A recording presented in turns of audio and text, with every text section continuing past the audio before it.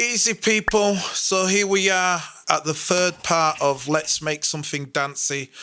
And this is a moment everybody's probably waiting for. So here's the force. Give me all the force I can for the anticlimax. Let's see the power of the Akai Force. There you go.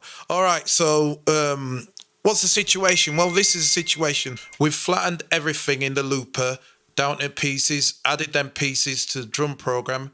The rest of it is really easy. You want to just set up a clip of a certain length. How do you know how long you want your sequence to be? Well, there's an easy equation. My song's 123 BPM. So I want this song to go for 4 minutes. So what all I have to do is say, all right, sorry about that. 123 times 4.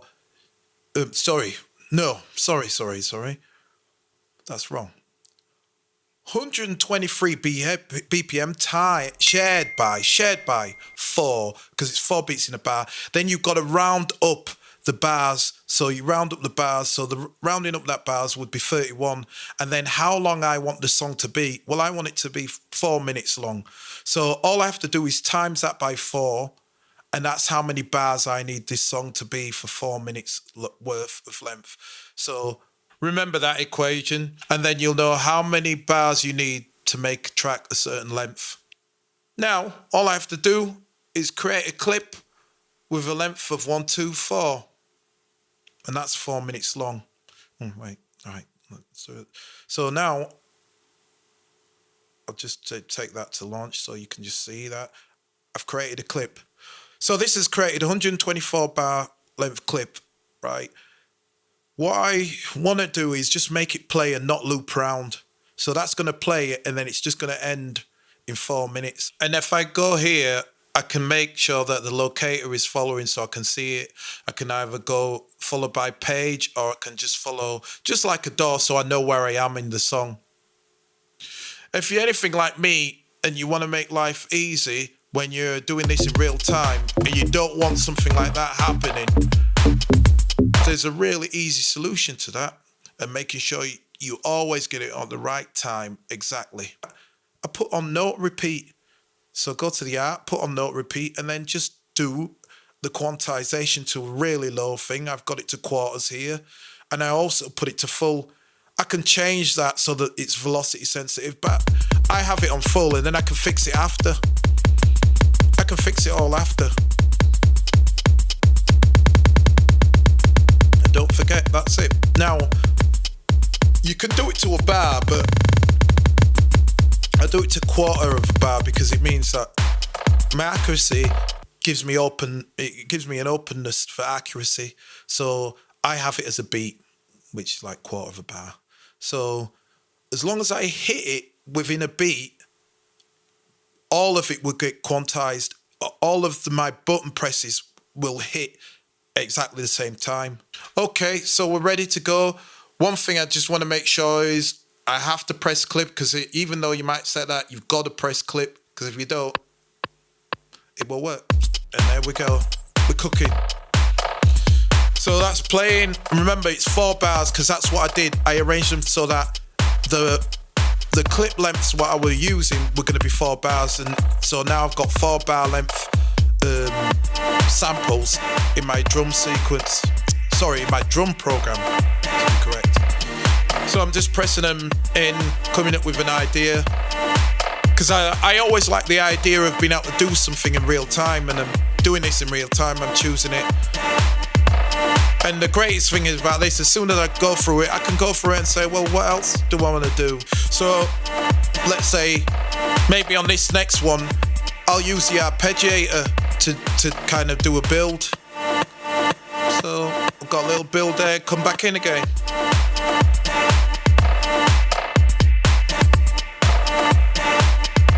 So I'll do a little bit more of a build.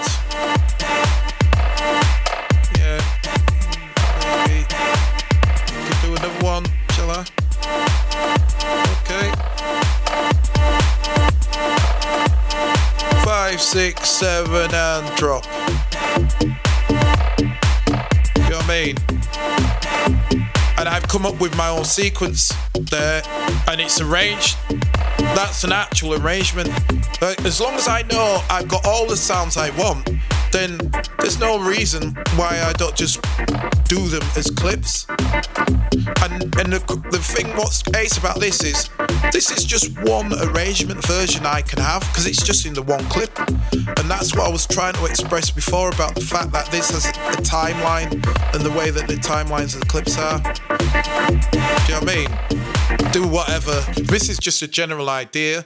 The starter works, so I can use that as a locator to get to wherever I want to hear it from and press play from there. Because it's all MIDI information, all the grid things can be used.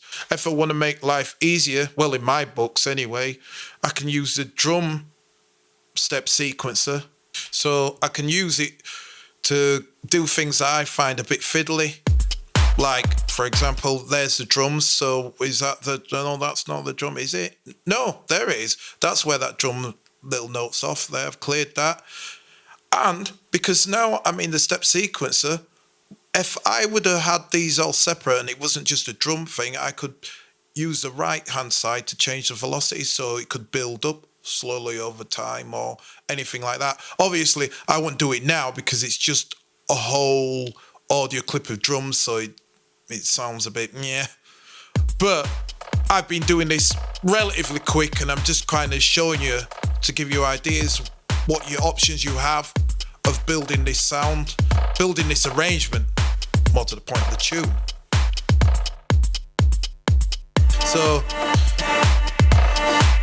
got a build there.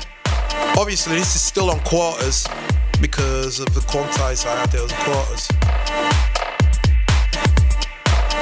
So, I can also get the quantize from there with inside the clip.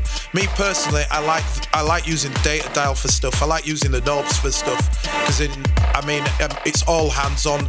And one of the best things I believe about the Akai Force is it's just the hands-on stuff of it. So look, check this out. Do you know what I mean? Now, maybe I say to myself, well, no, I wouldn't mind the drum going. Do you know? And all I'd have to do is move that down to the drum channel, not the drum channel, the drum note. Do you know what I mean? I've been able to just do that there and say, yeah, I like it.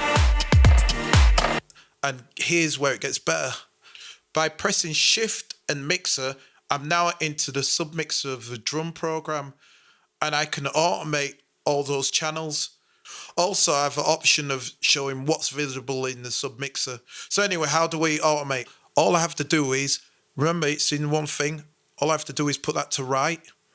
And now that submixer is ready for any kind of automation that I want to do. So I'll automate. And here's the thing, because I'm in screen mode, all of these knobs are set up for that channel. So the send, the volume, the mute, the solo, and everything. And look, check it out. Do you know what I mean? So I'm laughing. I can have an arrangement, and that's just in one clip. So me personally, I think that's amazing. I think that's brilliant. I do. And this is just an idea to give you a start of an idea. Well, what else could I do? Well, of course, I've got all control of everything what the Akai drum program can do. So, for example, I like that. All right. So what? Maybe I'll filter that sound. So that that sound could come in like that. And if you notice, I'm not using any effects. I'm using the master of send, what I put on ages back, and then I'm just using the filter there. And the thing about that filter is it's got loads. So it's not like the one, it's got tons. So what am I going to do? I'm trying to not go too fast, but I've just gone to the step sequencer, and then I'm going to set up a channel on that pad. And then I'll go and I'll add new, and I'm going to do filter cut off. And there I am. At the moment, the quantize, and then I wasn't quite remembering how do I change the quantize. You know, sometimes you forget about things and you're like, well, I was going to go back, and then it dawns on me, of course, it's there.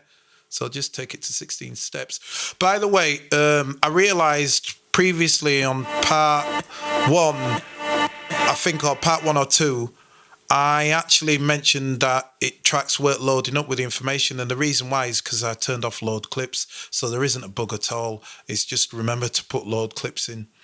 And as you can see, what I'm doing here is I'm going through the presets to cut off the filter, and that's what I wanted it to do. So I've got the cut off there, come in, and then that's it. So that's one piece. That's automated, that one piece, and that's it. And remember, that's only in that one thing, and that's the one option. So I'm going to show you the second option of using it for arrangement. Like I say, this one's a bit, I'm like, I wouldn't do it this way, but you can. I'll tell you what it is. It's brilliant for live. If you're ever doing anything live, I personally think this is far better, and there's far more control over this than doing the actual launch sequences, what I was showing before there, standard one.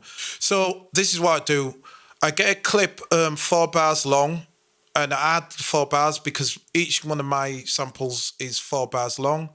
And the only thing I have to do now is add the note information for the top of the bar because they're all on note on and one shots. So I'll go into the sequence, step sequence, and then I'm just going to add one at the top of the bar. So I'm on that one, right? That's great. I know it's playing. I've got the step sequence. So the step sequence showed me the cursor just in case I got confused and I wasn't quite sure where I am. So just have a one in there, and that's it. Now, look at that. So what's happened there? That would go do, good do, good do, good do, good. But I don't. I just want it for 1 because it's going for 4 bars. So I do that for that, and I do it for all of these, right? So that one there, that one there, that one there, that one there, that one's there. As much as you're going to use, you want to turn everything on that you're going to use. And this is for live, but it also works for arrangement, what I'm going to show you. If I play this now, everything plays, and obviously that's a load of noise. But all I have to do now is go here and mute out what I don't want playing. In truth, you should change the pad colours, but I'll try to do this quickly, and I think you get the idea. All I have to do is launch this, and then use mutes. Turn things on, turn things off. So if I was doing this live, it could be really quite spontaneous.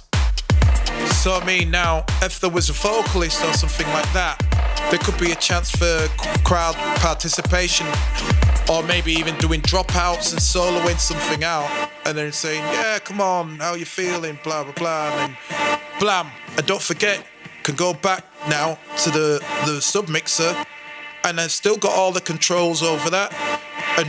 And just remember, select. So all you have to do is highlight select. Select shows me where I am. So I'm on that one. And then I'm back in. I could do solo, the same thing. I'm cooking with gas. I mean, I just have to remember what channel I'm on. So you see what I mean? So make sure that you colour the pads different colours, and you use select to change the different channels. All of the fun of the fair. But the additional thing is, I've still got control over automation. So the only thing I'd need to do is just double that all the time. So copy that, double in, double in, double in, double in. So by shift and double down at the bottom, double, double, double, double, double, 128 bars. My tune is going to be 124 bars. That's in a loop. So all I need to do is change that to 124 bars. And then when you switch off a loop, remember, this is just going to do it for 4 bars. So I have to do the end. So move the end because it means it would only play for 4 bars. So you've got to do that and move that. So the start is 1, the end is 124, and then it's just going to play. So that'll be 4 minutes. It's just going to play for. Now, here's where it gets a bit funny. I can automate all of that stuff. Let's have a look. Yeah, automation's on, right? But the question is, what am I actually automating? Because what was active before I started to move stuff, and that's why I'm like, yeah, no. For live, yeah. For arrangement, nah, it's a lot to do, be decided. But I wanted to show you it anyway, so let's try something. So here I am. I'll just check. It should be in automation mode. I don't think it's switched back out. Make sure everything's muted, and then let's go. Now, remember, not all of those things were in mute position before I started automating. So I have to mute everything. But did I mute everything? I don't know. I don't think so. Let's see. What makes things easier is if I'd have switched the arpeggiator on, then I know things are dropping in accurately, or more accurately. I've got to kind of remember, well, what was in mute before I started doing the automation? What wasn't in mute? So I'm turning things on, but was everything off? I don't know. So let's just go, and then I'll show you. All of this information that I'm doing now is getting recorded. All of it.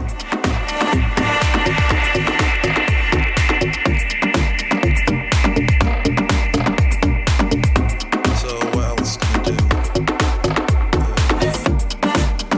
Yeah. So like, maybe I want to do a little kind of, let's do, and echo it out. So that's what I want to do. Am I on the right channel? Right, that's it. Okay. Now, as you'll probably realise, well, wait a minute. On the first version of arrangement you showed us, we could do that anyway. And that's the point, you could. So there's no reason to have this on a for loop. It's only if you're really, really mad lazy and you think, well, I only want to press these buttons from the clips once and I don't want to do anything else. You could do it like this. The only thing you have to do is you're going to have to remember how their state was before you started doing the automation. So I'm muting stuff here and I'm going, oh yeah, that's cool. Okay, that's nice. Turn that down, I'll bring that up. I could bring that up. So I can bring up the volume. I'll be honest, you know what? I'm just going into one now, I'm just doodling about because I'm thinking in my mind, yeah, this will be cool for live, but I'll be honest, I'm not convinced by this, but I wanted to show it as an example of another way of arrangement. So, not to be a broken record, I repeat again, did I get everything? Was everything automated? Was everything in a muted position when I started this tune? I could go through it and check by going to the automation lanes and clicking that and then going through the actual notes. But that's long. And you know what I mean? Life's too short. So let's have a look. I'll play it and see what that... Well, there you go. Well, what's going on? Oh, yeah. All right. Because I can't remember. What did I mute? Maybe I forgot to mute some stuff before I started the tune. So I'm like, oh good lord, I can't remember which one was I echoing off. I don't know. I think it was Let's Dance. That's what I think. So I think it was the Let's Dance. So what I'm gonna have to do is I'm gonna have to go all the way back, play it again, and then press everything to mute that I don't want playing. Because I'm thinking, oh, well, what was on? So let's do that again. So this is playing now. So, right, so I want this starting that. Okay. But what was the echoey part? What was doing? I don't know. You see? So I can't remember. I guess it was this. This was the thing I was using for the delays. Where's the delay? No, that delay's not there. I'd have to go and look for it. And actually, the delay was on the chords. But there you go. That's how it... You can just easily get confused. So me personally, like I said, if you're really lazy and you just want to put notes down one time and copy them, you can do it. But you'll be all there. And don't get me wrong, all of this automation will work. It'll start muting out. Well, it would have started muting out if I'd have remembered to write the automation, but I didn't. So there you go. That's what I'm saying. So to recap, First version, like I was saying, is really good. It's definitely worth it. Yeah, up.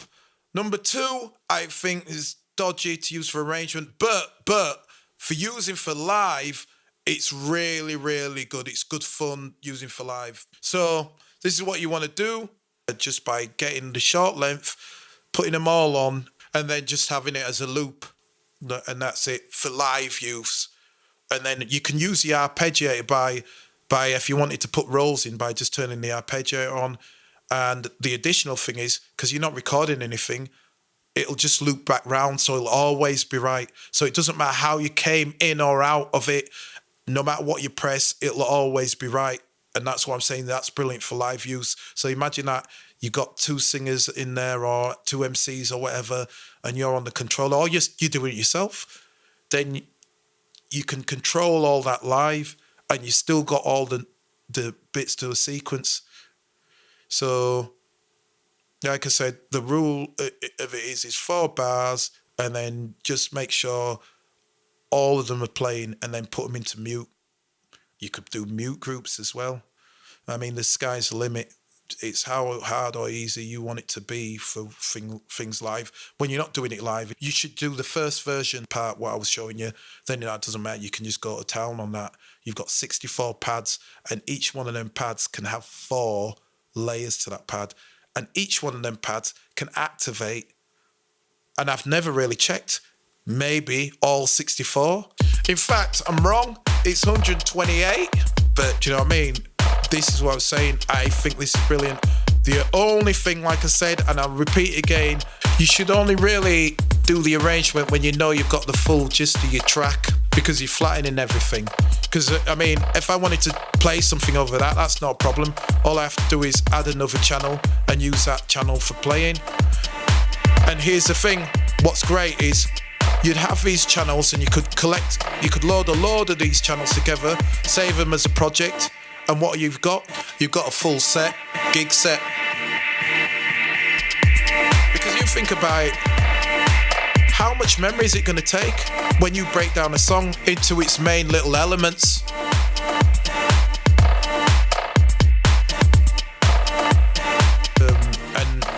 And how much memory that's going to take? It's going to take no memory.